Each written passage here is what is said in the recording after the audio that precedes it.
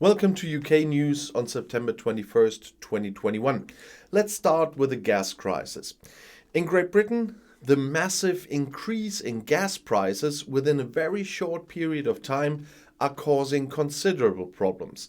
British Economy Minister Kwasi Kwarteng held several crisis meetings with representatives of the industry over the weekend, while State Secretary Alok Sharma, responsible for the COP26 climate conference, tried to appease the BBC in an interview on Sunday. There is no risk at the moment with the supply, said Sharma. Renewable energies urgently need to be expanded rapidly. The BBC reported, citing the industry association Oil and Gas UK, that wholesale gas prices in the UK have risen by 250% since January this year, by 70% since August alone. Among other things, high global demand, problems with some companies, and less energy generated by wind and sun are responsible for this.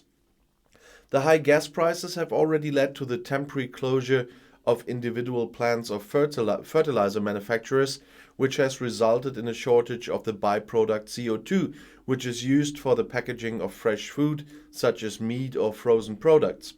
Food companies therefore expect bottlenecks and problems in the coming weeks. According to The Guardian, several small energy companies are on the verge of financial collapse. 5 have already had to give up in the past few weeks. The government is reportedly working on plans to prevent price increases from spilling over into UK consumer bills. Let's see how that works. And now let's go to climate change. As the host of the next World Climate Conference, that is COP26, Great Britain has appealed to China to present concrete plans to reduce its climate-damaging emissions. There is no doubt that China will be the key to all of this. They are the largest emitters of greenhouse gases in the world, said President-elect of the COP26 conference, Alok Sharma, on Sky News on Sunday. The Chinese would have to follow up previous declarations of intent with more detailed measures. The ball is in your field, Sharma said. According to Sharma, it's still unclear whether China's President Xi Jinping will attend the November conference in Glasgow. Critics see a constructive participation of China as a further distant because of the recent security partnership between Great Britain, the USA, and Australia. British Prime Minister Boris Johnson has announced that he will be promoting more joint efforts to protect the climate during an upcoming visit to the United States. According to the Paris Agreement, all states are called upon to submit improved contributions on climate protection to the United Nations before the conference in Scotland.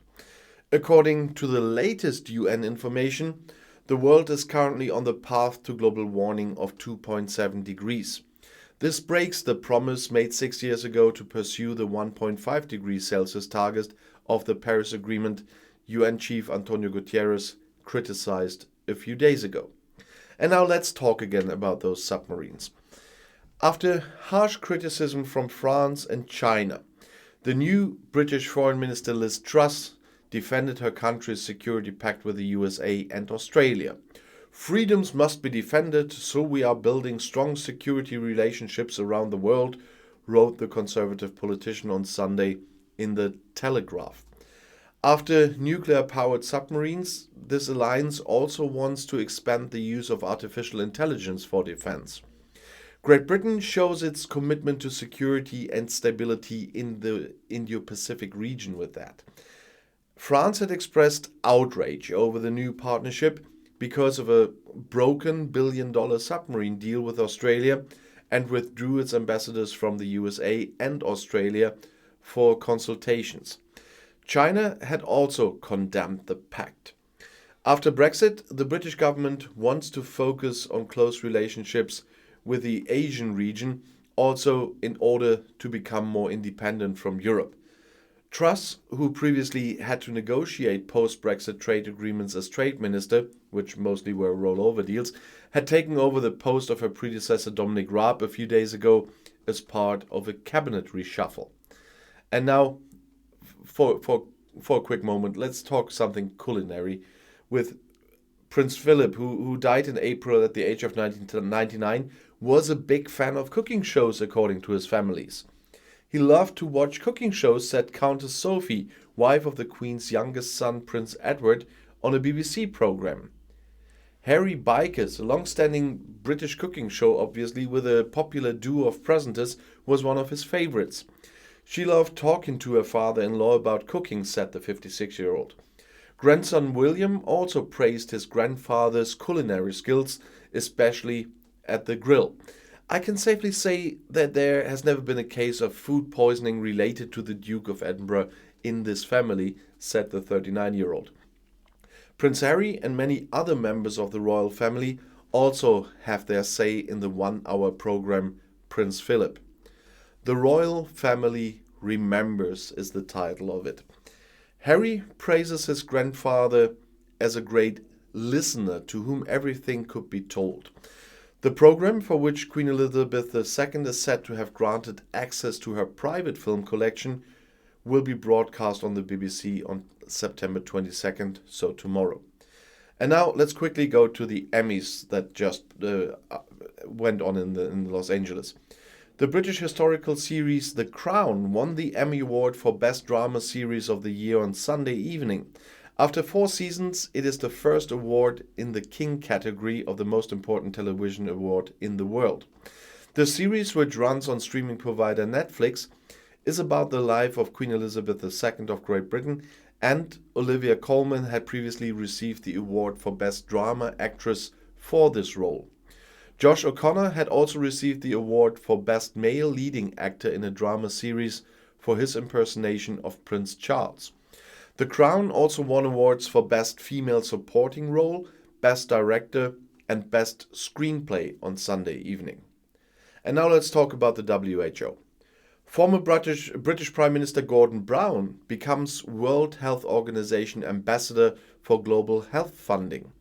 As a long-time friend of Gordon, I know that he brings a keen intellect, determined commitment, and a deep sense of justice to this ambassadorial post, said WHO Chief Tedros Adhanom Ghebreyesus. According to a press release, Brown is looking forward to his task and wants to help ensure that all people have access to a health system. The most urgent task is to provide funding for vaccination against the coronavirus for the whole world. The poorest countries need to be protected from the dire effects of COVID-19 and other diseases, Brown said. The 70-year-old historian and numerous other former heads of state and government recently called for the patent protection on corona vaccines to be lifted. He also initiated a broad initiative calling on large industrialized countries to finance the global corona vaccination campaign. The WHO described Brown's commitment as tireless.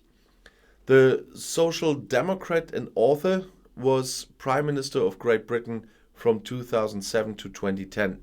He's also the United Nations Special Representative on Global Education. And now let's for a moment go to Wales. The Abolition of Defence of Reasonable Punishment Act 2020 gives children the same protection from assault as adults by removing an archaic 160-year-old legal defence. The new law will apply to everybody in Wales, including visitors, from March 21st, 2022. All types of physical punishment, such as smacking, hitting, slapping, and shaking, will be illegal. To help raise awareness of this landmark legislation, a nationwide multimedia advertising campaign called The Sound of Change will be launched today. The £2.9 million over 4 years will be available to all local authorities in Wales to fund positive parenting support. It will mean that in cases where the police believe it's appropriate to offer an out-of-court disposal, there will be an option of offering support to help avoid reoffending. This will, however, depend on individual circumstances. And for a moment, let's go to Scotland. A project to gauge the impact of environmental and climate change on Scotland's iconic white salmon population has begun. Numbers of wild Atlantic salmon returning to Scotland have declined over the last 4 decades by around 40%, impacting the conservation status of many rivers in the country. The £550,000 fund, including £150,000 provided by Crown Estate Scotland, supports sampling of juvenile and adult salmon by local fisheries trusts and boards to collect scales and other biological information from fish captured in rivers throughout the country. The innovative scheme, launched during Climate Week, will use the data to help target interventions to conserve the globally recognized species and increase the numbers and size of wild salmon leaving rivers. And I'll see you in my next video. Bis gleich.